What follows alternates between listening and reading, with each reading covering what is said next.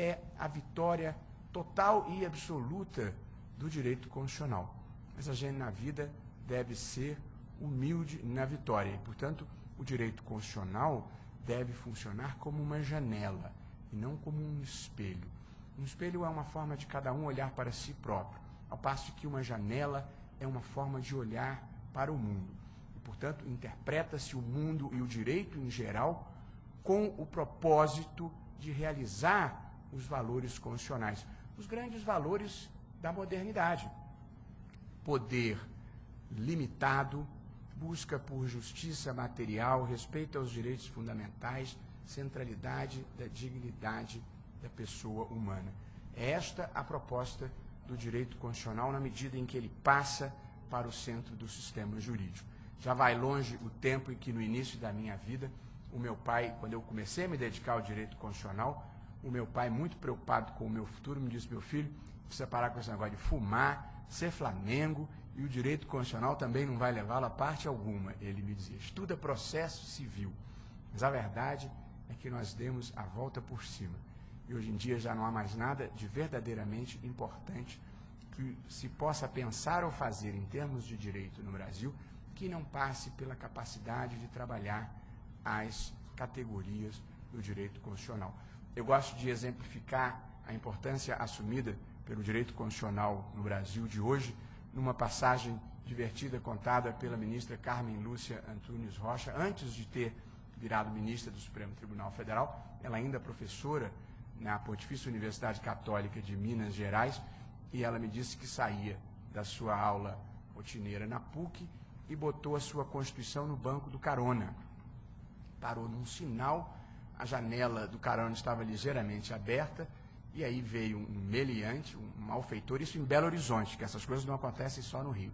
Veio um meliante, um malfeitor, meteu a mão pela janela e furtou a Constituição da professora Carmen Lúcia. E ela estava me contando a história, e os professores de Direito Constitucional têm a Constituição muito maceteada, já marcadinha, jurisprudência, a remissão, a Constituição que a gente dá aula. Mas ela me disse: Luiz Roberto, e aí levou a minha Constituição. Aquilo me deu uma alegria, uma felicidade, porque já se furtam constituições no Brasil. Antigamente, a gente deixava a Constituição em cima da mesa, e aí a gente deixava uma, apareciam duas, três, quatro, todo mundo aproveitava para se livrar da sua. Agora não. Agora ela é objeto de cobiça, ela é objeto de desejo. A única coisa que me ocorreu, disse ela, foi abrir a janela e gritar: vê se lê, ô cretino. Mas aí eu já não tenho certeza se isso aconteceu. Portanto, há uma transformação, uma revolução copernicana ocorrida no Brasil.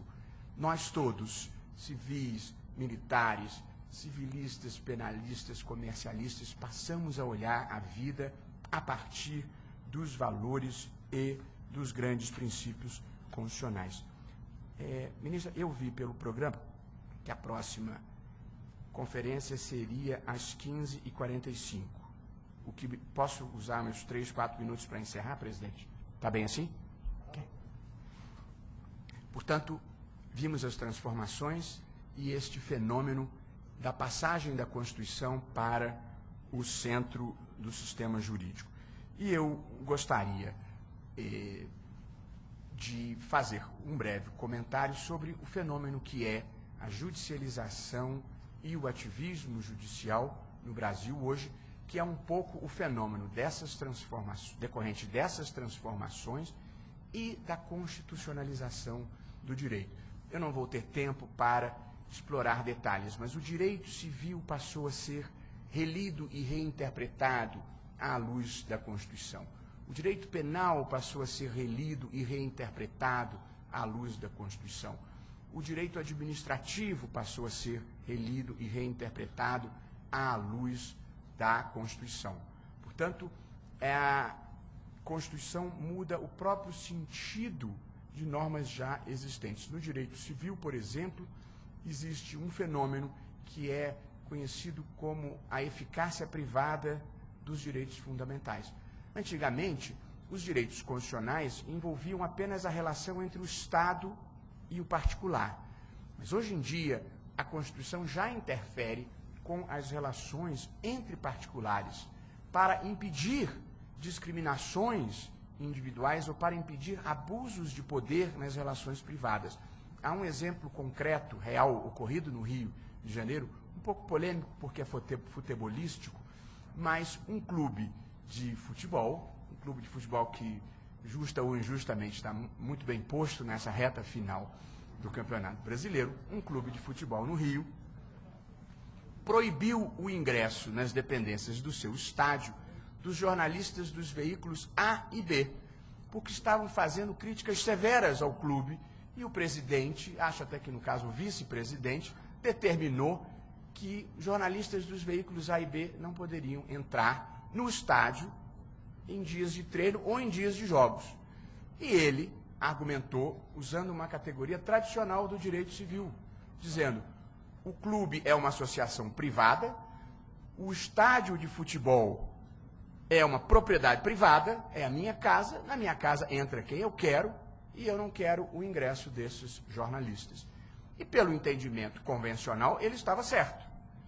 Até que veio o jornalista e vieram os veículos e disseram: peraí, é a minha liberdade de trabalho, é a minha liberdade de expressão, e há um problema de isonomia, é que os outros jornalistas podem entrar e eu não posso, o que prejudica não só o meu trabalho, como a minha capacidade de competir em igualdade de condições com ele.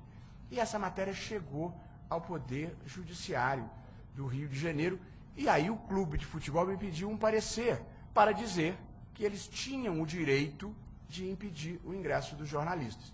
Eu estudei a matéria, não me convenci de que esta fosse a melhor interpretação e disse para o advogado do clube: olha, eu não tenho conforto para dar o parecer a vocês.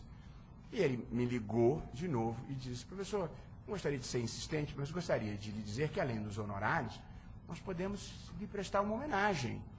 Por exemplo, colocar uma faixa no estádio agradecendo, ou então, da próxima vez que o Romário fizer um gol, ele levanta a camiseta do Vasco e embaixo vai estar escrito: valeu, Barroso. Isso, muito obrigado. Mas esta discussão se coloca dentro dessa perspectiva geral de constitucionalização do direito, que é saber se e em que casos direitos fundamentais como liberdade de expressão ou direito a não ser indevidamente discriminado se aplicam também às relações privadas e não apenas às relações entre o Estado e o cidadão. A judicialização, para dizer em brevíssimas palavras, é, em parte, um fenômeno mundial decorrente desta ascensão do Poder Judiciário depois da Segunda Guerra Mundial, decorrente de um certo descrédito da política majoritária em todo o mundo e não apenas no Brasil, e decorrente também do fato de que há algumas questões polêmicas que os agentes eletivos não querem se manifestar porque tem um custo político muito alto para eles. Não é por outra razão que a anencefalia no Brasil, por exemplo, está sendo decidido pelo Supremo Tribunal Federal, ou uniões homoafetivas estão sendo decididas essas questões pelo Supremo Tribunal Federal. É que o custo político para o Legislativo muitas vezes faz com que essas propostas fiquem imobilizadas no Legislativo. A tudo isso se soma o fato de que no Brasil a constitucionalização é tão abrangente que não há uma questão relevante no Brasil que não tenha previsão constitucional. A Constituição brasileira só não traz a pessoa amada em 3 dias. Fora isso, quase tudo é possível conseguir com a Constituição. Índios, idosos, planos de saúde, planos de previdência, mineração, criança e adolescente, cartório, forças armadas, juízes, polícia, tudo está tratado na Constituição brasileira. E, evidentemente, constitucionalizar significa, em alguma medida, judicializar. Constitucionalizar é tirar da política e trazer para o mundo do direito. Portanto, se tem normas sobre o meio ambiente, ou se tem normas sobre o plano de aposentadoria do servidor público, é possível judicializar essas questões e judicializá-las com base na Constituição. De modo que a judicialização no Brasil é produto de um arranjo institucional. O ativismo judicial é primo da judicialização, mas não é a mesma coisa, porque o ativismo não é um fato, o ativismo é uma atitude, é um modo proativo, um modo expansivo de interpretar a Constituição para levar os seus princípios a situações que não foram expressamente previstas, nem pelo Constituinte, nem pelo legislador. Há algumas decisões emblemáticas nesse sentido. O caso da fidelidade partidária é um típico exemplo em que o Supremo impôs uma restrição que não decorre textualmente da lei. O caso das uniões homoafetivas, de equipará-las às uniões estáveis, também foi uma decisão que, no vácuo do legislativo, permitiu ao judiciário compor esse tipo de situação. De modo que parte do ativismo se deve a este momento de refluxo e de um certo desprestígio da atividade política no Brasil em geral. Eu nem acho que tenha sido negativo até aqui, mas evidentemente é sempre ruim o desequilíbrio entre os poderes. O Brasil já tinha uma tradição de hegemonia presidencial, agora tem desenvolvido uma certa tradição de judicialização e algum grau de ativismo judicial. O que nós precisamos mesmo, do ponto de vista institucional, é de uma reforma política capaz de resgatar a legitimidade democrática, a funcionalidade e o papel que o legislativo tem que exercer em toda e qualquer democracia. Portanto, essa é a síntese do que imagino ter sido capaz de compartilhar com os senhores no tempo que me tocou. Ocorreram transformações importantes no direito constitucional no Brasil e no mundo, dentre elas essas representadas pelo marco histórico, que falei, pelo marco filosófico e pelas mudanças de paradigma teórico. Há um fenômeno mundial que é muito visível no Brasil contemporâneo de passagem da Constituição para o centro do sistema jurídico e, portanto, uma constitucionalização do direito de uma maneira geral, que é a leitura dos diferentes ramos do direito à luz da Constituição. E, neste contexto, com essas transformações e esta centralidade da Constituição, nós temos verificado no Brasil um fenômeno que é a judicialização ampla e algum grau de ativismo judicial. Este é um processo pelo qual diferentes países do mundo já passaram até conseguirem se reequilibrar. Aliás, não há um equilíbrio estático permanente nunca. Os poderes têm uma dinâmica própria numa sociedade democrática. Há problemas na judicialização, e há problemas no ativismo, e há problemas na fragilidade do legislativo, mas são temas que nós não teremos condições de falar nessa hora. Há, senhor presidente, uma passagem que eu gosto de citar muito, em que apurou-se historicamente que o menor discurso de posse na presidência dos Estados Unidos foi proferido por George Washington, com 130 palavras. E o maior discurso de posse foi o de William Harrison, que falou 8.000 palavras numa noite fria e tempestuosa em Washington.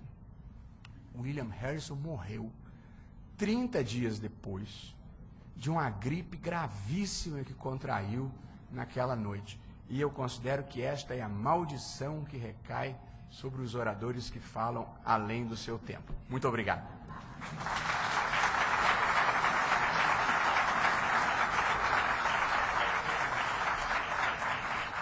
O nosso doutor Luiz Roberto, né? nos fez navegar, vamos dizer assim, da redemocratização da Europa Oriental e da América do Sul, outrora América Latina. E hoje nós temos que falar mais na América do Sul do que na América Latina, como era até pouco tempo. Nós temos que valorizar a nossa América Latina. Ora, aliás, a nossa América do Sul. E nos permitiu sair de uma época de mudanças de filosofia e nos trazer do positivismo ao pós-positivismo, onde a vida ficou mais bonita, mas mais complicada. E nos trazendo um desafio, que é o desacordo morais razoáveis. Parabéns pela sua apresentação.